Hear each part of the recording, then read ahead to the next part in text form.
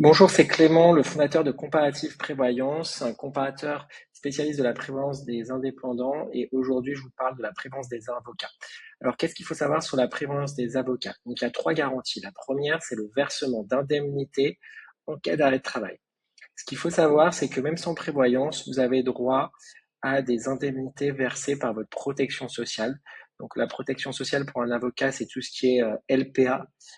Donc LPA, ça veut dire la prévoyance des avocats. C'est une sorte de prévoyance collective qui est souscrite par votre barreau pour les avocats du barreau. Donc ça peut y avoir des petites différences entre les barreaux, donc je vous encourage à vérifier. Mais globalement, vous êtes couvert à hauteur de 90 euros par jour. Ça fait 2700 euros par mois en cas d'arrêt de travail. Et ce qu'il faut aussi savoir, c'est que si vous êtes collaborateur, vous avez droit pendant les 2 premiers mois d'arrêt de travail à une rétrocession, à un maintien de la rétrocession. Donc c'est ce que vous voyez là dans les schémas dans mon article. Pour tous les collaborateurs, c'est obligatoire. Il y a un maintien de la rétrocession pendant les 2 premiers mois. Ce qui fait que quand on est collaborateur, on a besoin d'une prévoyance, mais qu'à partir du 61e jour. Et donc finalement, qu'est-ce que fait la prévoyance en cas d'arrêt de travail? Elle verse des indemnités en complément de ce qui est versé par votre protection sociale, donc LPA-CNBF. Elle vient en complément jusqu'à atteindre le revenu que vous allez assurer. Donc si vous assurez 4 000 euros, parce que votre revenu est de 4 000 euros, eh bien la prévoyance va verser le delta entre 2 700 et 4 000 euros. Sachant que là, on parle uniquement du revenu. Il y a une autre garantie qui s'appelle la garantie frais généraux, qui est pertinente si vous avez des frais fixes importants, donc par exemple le loyer d'un cabinet. Ça peut aussi être pour couvrir les charges sociales si vous êtes au réel, si vous êtes libéral au réel. Quand on est au micro BNC, on n'a pas besoin de cette garantie parce que en cas d'arrêt de travail, on ne paye pas de charges sociales sur les indemnités versées par la prévoyance, alors que quand on est au réel, on paye des charges sociales sur les indemnités versées par la prévoyance. Le point suivant, c'est les délais de franchise. Ce qu'il faut savoir, c'est que la prévoyance va verser les indemnités après un délai de franchise qui va être de 3 jours en cas d'accident ou d'hospitalisation et qui va être plutôt de 15 ou 30 jours en cas de maladie. Pardon. Et donc, la franchise 15 jours, elle n'est pas forcément indispensable parce qu'une maladie dure souvent moins de 7 jours, soit plus de 30 jours, mais rarement entre les deux. C'est que dans les cas où il y a des projets bébés, où ça peut être pertinent, mais ça implique quand même de payer plus cher. Le point d'après concerne la prise en charge des arrêts de travail liés à un problème de dos ou un problème psychologique. Il faut que vous soyez vigilant parce qu'il y a souvent des restrictions sur ces sujets. La restriction la plus classique, c'est la condition d'hospitalisation, qui dit que si vous avez un arrêt de travail lié à un problème de dos ou à un problème psychologique et que vous n'êtes pas hospitalisé, alors vous n'êtes pas couvert, sauf si vous avez pris l'option qui permet de lever la condition d'hospitalisation. Donc il y a l'option pour le dos qui est souvent incluse dans les contrats, notamment les meilleurs contrats pour les avocats. Pour l'option psy, c'est pas le cas. Donc souvent les avocats prennent cette option parce que ça reste un des risques principaux pour un avocat, tout ce qui est arrêt de travail lié à burn-out, dépression. Le point suivant concerne la grossesse pathologique. Il faut savoir que pendant le congé légal de maternité, vous êtes couvert par la Sécu, mais pas par la prévoyance. La prévoyance intervient que en cas de grossesse pathologique et donc d'arrêt de travail. Et si si c'est une hospitalisation, c'est la franchise hospitalisation, sinon c'est la franchise maladie qui est appliquée. Donc là, on a vu la première garantie qui est le versement d'indemnités en cas d'arrêt de travail. Ensuite, on a l'invalidité. Donc, ce qu'il faut savoir, c'est que en cas d'invalidité, pour le coup, c'est la CNBF qui verse une rente, mais la rente de la CNBF, elle est vraiment simple. Vous voyez là, dans l'exemple, c'est un screenshot d'un devis Swiss Life. On voit que l'invalidité de la CNBF, elle est vraiment très faible, elle dépend des revenus.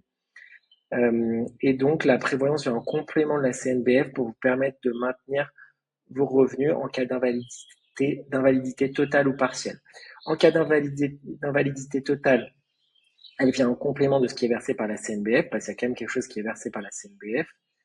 Par contre, en cas d'invalidité partielle, donc l'invalidité partielle, c'est entre 16 et 66% ou entre 33 et 66%. Là, il n'y a pas de CNBF, c'est que de la prévoyance. En dessous de 33% ou 16%, il n'y a pas de rente qui est versée. Et le barème qui est utilisé pour les avocats, ça peut être soit le barème professionnel, soit le barème croisé. Donc le barème professionnel, il calcule l'impact de l'invalidité uniquement sur votre capacité à exercer votre profession d'avocat. Le barème croisé, il prend en compte le métier et la vie fonctionnelle. Donc, généralement, ce que je recommande, c'est si vous êtes un avocat qui plaide avec une dimension physique du coup plus importante, il vaut mieux prendre le contrat avec le barème professionnel. Par contre, si vous êtes un avocat plutôt consultant, bah là, pour le coup, le barème croisé convient. Il est suffisant. Voilà pour la deuxième garantie. La troisième garantie, c'est le capital décès. Donc, c'est versement d'un capital en cas de décès. En fait, du coup, c'est une garantie qui est obligatoire, qu'on ne peut pas enlever. C'est pas forcément la priorité des gens qui souscrivent une prévoyance, mais on ne peut pas l'enlever. Donc, c'est généralement 2 fois ou 3 fois les revenus annuels assurés. Donc, si vous assurez 3 000, bah, c'est par exemple 72 000 ou 108 000 euros qui est versé à votre famille. Voilà pour les 3 garanties. Un point qui est aussi important, c'est tout ce qui est sélection médicale. Il faut savoir que pour souscrire une prévoyance, il faut remplir un questionnaire de santé. Dans ce questionnaire, l'assureur va poser plein de questions. Il va essayer de savoir si vous avez des antécédents, donc arrêt de travail de plus de 3 semaines lors des 10 dernières années, accident avec risque de récidive, prise de médicaments pendant une longue période. N'importe quel sujet un peu sérieux en lien avec la santé va entraîner une étude spécifique de l'assureur qui peut aboutir à des exclusions, des surprimes ou si c'est plus grave, des refus. Donc c'est pour ça que c'est important de prendre une prévoyance tant qu'on est en bonne santé, tant qu'on est jeune. Il faut savoir que quand on augmente les garanties, on doit refaire la sélection médicale et on peut se retrouver bloqué. Le point suivant, c'est sur le prix d'une prévoyance. Donc là, ça va vraiment dépendre du revenu que vous assurez et aussi des options que vous choisissez. Par exemple, si vous êtes collaborateur et que vous prenez la franchise 60 jours parce que vous êtes couvert par le maintien des rétrocessions pendant les 2 premiers mois, eh bien, le prix va baisser fortement, de l'ordre de 30 ou 40%. Donc là, je vous ai mis dans mon article quelques exemples. Donc, c'est 46 euros pour 4 000 pour un avocat de 33 ans. Voilà, quelques prix. Après, ça augmente pas mal avec l'âge. Le point suivant, c'est quels sont les meilleurs contrats sur le marché. Donc, les contrats que nous, on distribue le plus, parce qu'on a un comparateur, mais aussi un courtier. On a des accords avec la plupart des assureurs du marché. Et tout ce qu'on fait gratuit pour vous, on est payé par les assureurs, ils payent tous de la même manière.